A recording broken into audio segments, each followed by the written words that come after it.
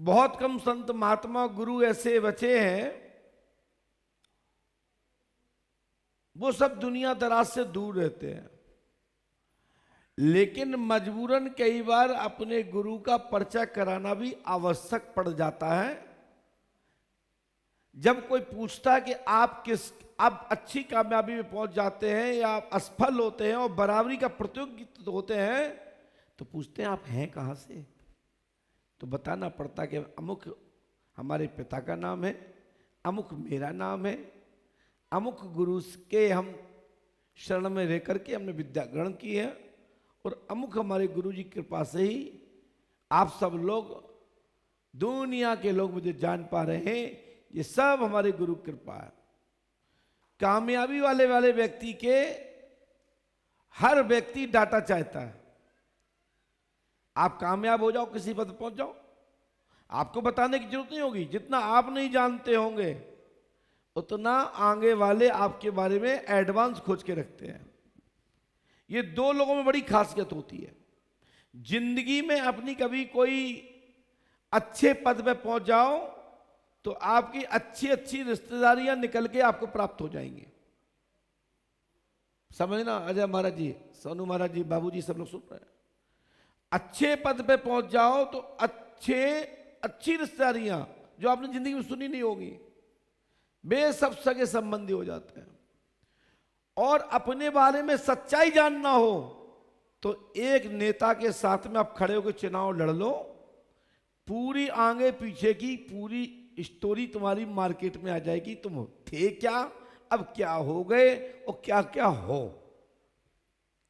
ये दो व्यक्ति बड़ी जल्दी से खोज करते हैं। एक अच्छे पद पे बैठ जाओ तो सगे संबंधी बहुत सारे आ जाते हैं, आपके टूटे हुए रिश्ते बहुत जल्दी जुड़ते हैं। आप नहीं भी जानते हो तो कहेंगे हम बुआ की, नंद बुआ के, ऐसा करके बता देंगे आपके मामा के, फलाने ढिमके।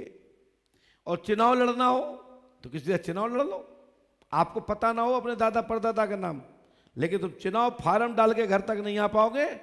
आजकल तो सोशल मीडिया का जमाना है, तुरंत फेसबुक पे आ जाएगा सन 1976 में एक लूट की थी, फलानी जेब में फलाने की जेब काटी थी, इनके दादाजी ये करते थे, फलाने इनकाउंटर में मारे गए थे। कभी नहीं पता होगा, आपको पता जानकारी मिल जाएगी। ये हमने विशेष दो शोधकर्ताओं को, विशेष लोगों को हमने जाना, जब किसी की कामयाबी पर बड़े पद पर पहुंचता है और किसी को जरूरत हो तो वो ना मालूम कहां कहां से आपकी रिश्तेदारी निकाल के लाएगा, क्योंकि आपसे उसको स्वार्थ है। और दूसरे वाले को आपकी छवि खराब करके चुनाव जीतना है। आप सब लोग मेरी बात को समझ पाए होंगे मैं क्या कहना चाहता हूं। बात मेरी कहीं और थी, लेकिन हमने कहीं किसी जगह किनारे नाव लगा दी जहां से उतरा जाता है, और जहां नाव वाला मल्ला सोचता है कि हम अपनी नाव को उस किनारे लगा देंगे।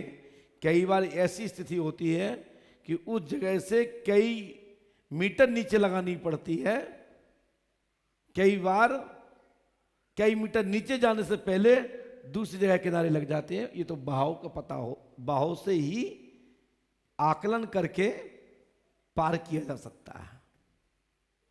किसी ना किसी घाट से लगाना पड़ता है, सेम जगह पर नहीं लग सकती, कोई नाव नहीं लगती। आप सबको बता दूं, आज मेरे परम पूज्य सदगुरुदेव भगवान श्री आतिवन महाराज जी के चौखट पर आपके छोटे गुरु जी आयुष्मान जी के जन्मदिन का उत्सव मनाया जा रहा है। उनके उज्जवल भविष्य की कामना गुरुदेव की चरण में बैठकर प्रार्थना नमन के साथ शुरुआत आशीर्वाद गुरुदेव की चौखट से प्राप्त हो रहा है। हमारे गुरुजी का एक नियम रहा है कि कोई भी कितना भी खास हो, बगैर उसकी इच्छा के कभी भी मेरे यहां लेके मत आइए।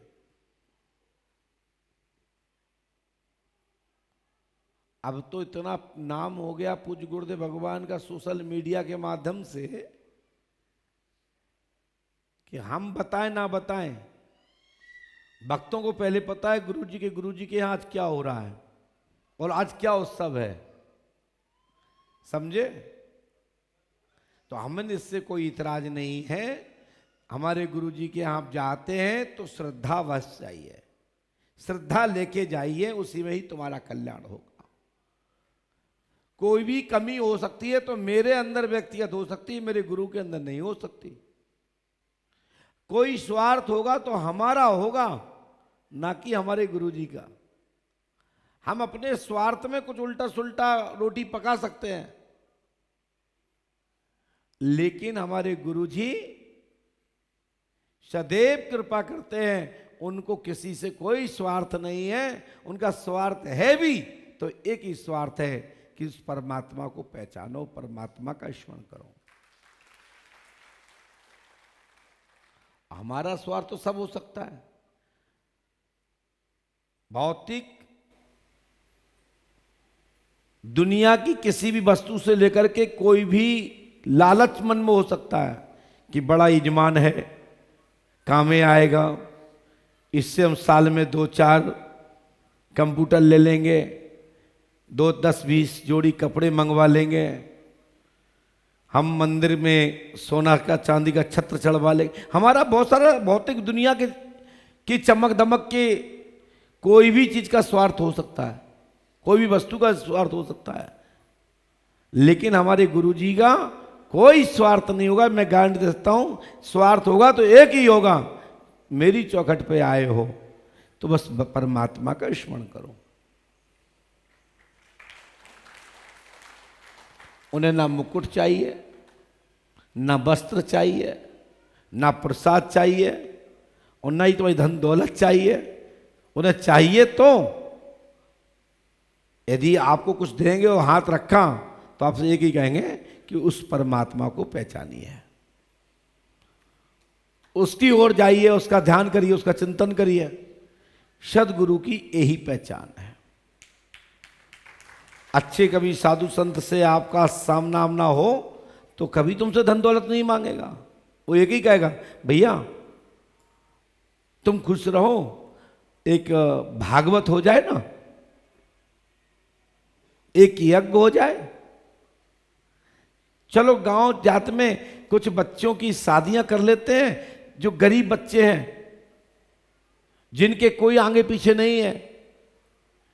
ये साधु संतों का, योगियों का स्वार्थ हो सकता है। समाज सेवा के माध्यम से, निर्धनों की सेवा के माध्यम से, अनाथों की सेवा के माध्यम से भी आपका लोक और परलोक सुधारने का काम सद्गुरुजन करते हैं। लेकिन पेट भरने वाला गुरु, वो भी गुरु है, ऐसा नहीं कि वो गुरु नहीं है। अपना उल्टा सुल्टा करने वाला गुरु, उसको एक ही लगता, चाहे तुम मरो चाहे जियो, हमें तो तुम पैसा दो, और वो अपना बिजनेस जमाएगा, अपने हॉस्टल बनाएगा, और भी संसाधन आवक के रास्ते खोलेगा। लेकिन सदगुरु पहले जनमानस के कार्य करेगा जिसमें लोक कल्याण हो, जनहित में हो। इसी के साथ अपनी वाणी को विराम, और चलते हैं दरबार की ओर। हमने आपकी पर्चियां पहले से ही कलमबद्ध कर रखी हैं।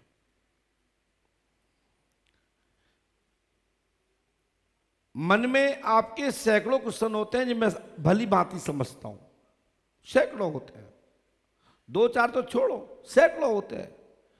लेकिन सैकड़ों प्रश्नों में से भी मूल होते हैं, मूल में भी मूल होता है प्रमुख।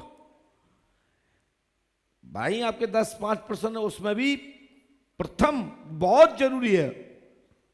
जब आप पे ताकत देते हैं, फोर्स करते हैं, तो 4-5 प्रश्न में से भी एक प्रश्न निकलता है। तो हमारा प्रयास ये रहता है संभवतः कि आपके मूल प्रश्न पर ही फोकस डालता हूं। मन में तो सैकड़ों क्वेश्चन है, सभी के जवाब कुछ मिनट में, कुछ घंटे में नहीं दिए जा सकते। कुछ महीने सालों में भी नहीं दिए जा सकते। ऐसे ऐसे टिपिकल क्वेश्चन होते हैं साहब, कई बार तो ये आगे पीछे भी देखना पड़ता है कि हमने बताया 2 घंटे बाद क्या होगा, क्योंकि शत्रुवाद को अपने ऊपर बुलाने का आमंत्रण हो जाता है। वो शत्रु कुछ भी घात कर सकता है। तो